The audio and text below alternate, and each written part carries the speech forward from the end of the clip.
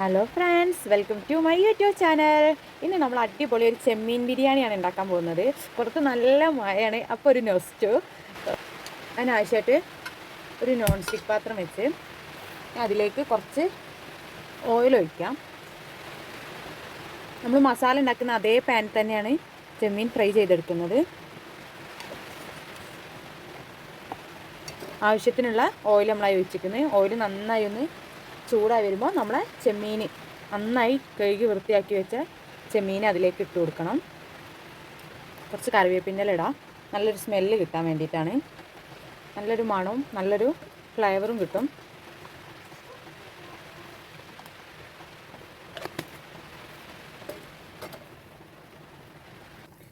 അപ്പം എണ്ണ നന്നായി ചൂടായി വന്നേ. ഇനി നമ്മൾ മസാല തേച്ച് വെച്ച ചെമ്മീൻ അതിലേക്ക് ഇട്ട് കൊടുക്കാം.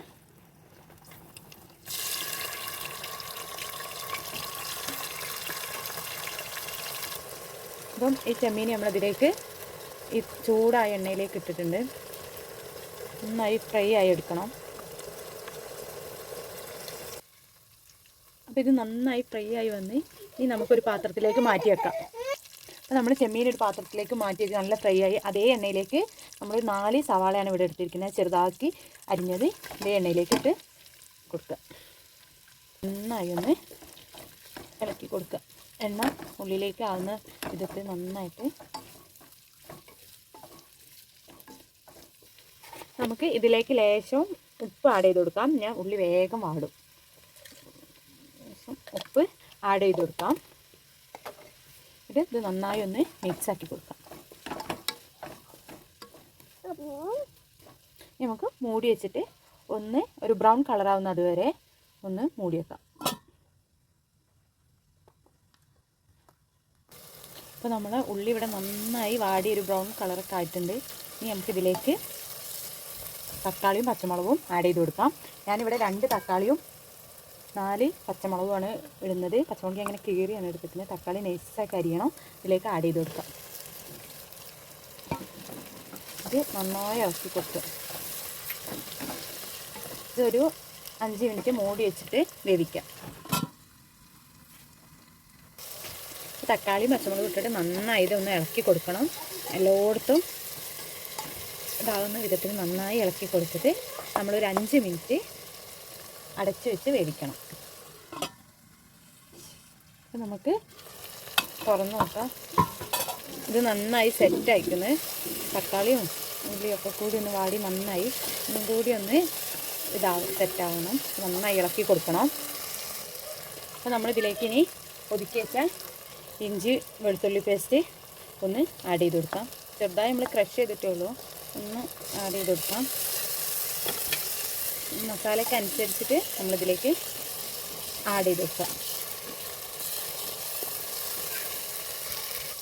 നമ്മുടെ മസാല നല്ലോണം സെറ്റായി. ഇനി ഇതിലേക്ക് ആവശ്യത്തിന് ഉള്ള പൊടികൾ ആഡ് ചെയ്ത് ഞാനിവിടെ കുരുമുളക് പൊടിയാണ് ഇടുന്നത്. ഒരു 2 ടേബിൾ സ്പൂൺ കുരുമുളക് പൊടി, 2 ടേബിൾ സ്പൂണ് ബിരിയാണി മസാല, പിന്നെ കുറച്ച് ഗരം മസാലപ്പൊടിയാണ് ഇട്ടത്.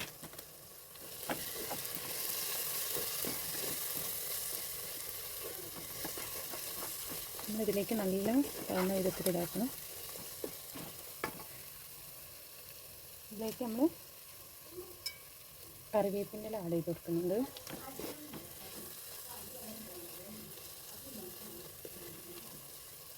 കുറച്ച് തൈര് ആഡ് ചെയ്ത് കൊടുക്കാം.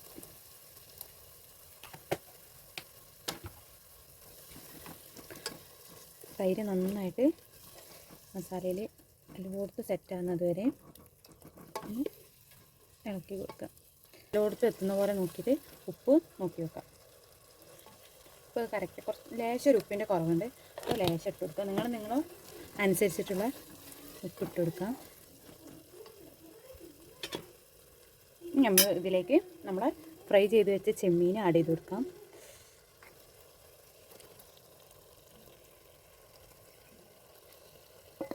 ഇട്ടിട്ട് നന്നായിട്ട് മസാല എല്ലായിടത്തും ആകുന്ന പോലെ ഒന്ന് ആഡ് ചെയ്ത് കൊടുക്കാം.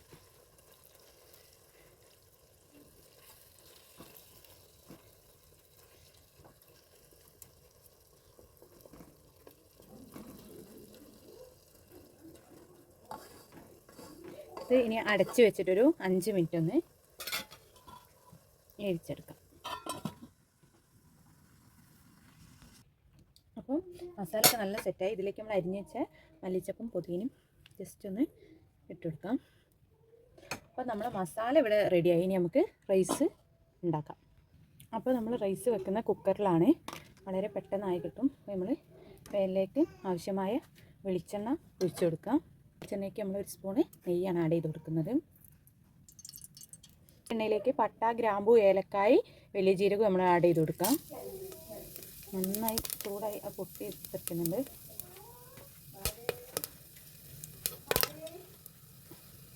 നമ്മളതിലേക്ക് ചെറുതായി അരിഞ്ഞ് വെച്ച് ഇങ്ങനെ കയറ്റാക്കുന്ന കുട്ടികൾ കഴിക്കാൻ വേണ്ടിയിട്ടാണ്. ഗ്രേറ്റ് ചെയ്ത് വെച്ചാൽ ക്യാരറ്റും ഉള്ളിയും ആഡ് ചെയ്ത് വെക്കുക. അതിനെ ഇളക്കി വെക്കുക. ഇങ്ങനെ ക്യാരറ്റ് ഗ്രേറ്റ് ചെയ്ത് ഇട്ടാൽ ചോറിന് മക്കളെടുത്ത് പുറത്ത് വെക്കില്ല, അതതിൻ്റെ കൂടെ അവർ കഴിച്ചോളും. അപ്പം അതിന് വേണ്ടിയിട്ടാണ് ഇങ്ങനെ ചെയ്യുന്നത്. നന്നായിട്ടൊന്ന് വാടണം. ബ്രൗൺ കളറാവണം ഉള്ളി. അപ്പോൾ ഉള്ളിയൊക്കെ നല്ല ബ്രൗൺ കളറായി വന്നിട്ടുണ്ട്. ഇനി നമ്മളിതിലേക്ക് കഴുകി വെച്ച അരി ആഡ് ചെയ്ത് കൊടുക്കാം. അരി ഇതിലേക്ക് ആഡ് ചെയ്ത് കൊടുക്കാം. അരി ഒന്ന് ഇളക്കി കൊടുക്കാം.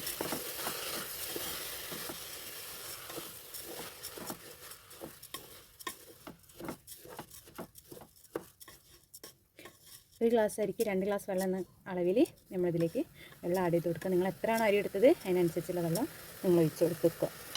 നമ്മളിതിലേക്ക് വെള്ളം ആഡ് ചെയ്ത് കൊടുക്കുക.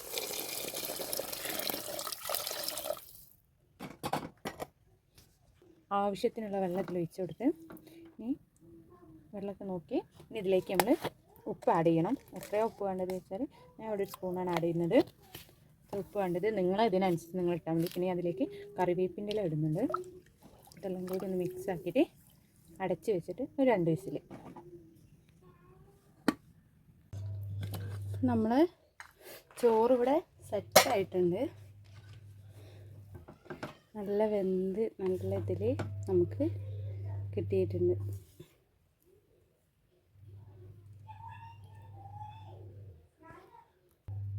അപ്പം നമുക്കിനി ഇത് ദമ്മിടാം.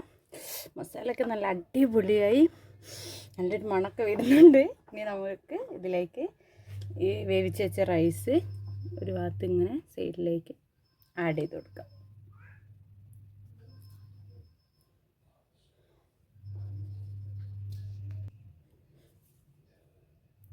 അപ്പം ചോറ് നന്നായി റെഡി ആയിട്ടുണ്ട്. നമ്മൾ നന്നായി അടച്ച് വെച്ച് ഒന്ന്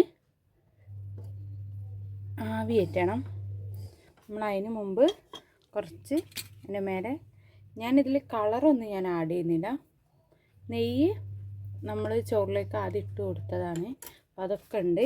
ഇനി അപ്പോൾ നമ്മൾ നെയ്യൊക്കെ നമ്മൾ ആദ്യം ആഡ് ചെയ്തുകൊണ്ട് ചോറിലുള്ള നെയ്യൊക്കെ ഉണ്ട്, നിങ്ങൾക്ക് കണ്ടാൽ തന്നെ അറിയാം. ഇനി നമ്മൾ അരിഞ്ഞ് വെച്ച മല്ലിച്ചപ്പ് ഇട്ടിട്ട് ഒരു 5 മിനിറ്റ് നമുക്ക് ഒന്ന് ദമ്മിടാം.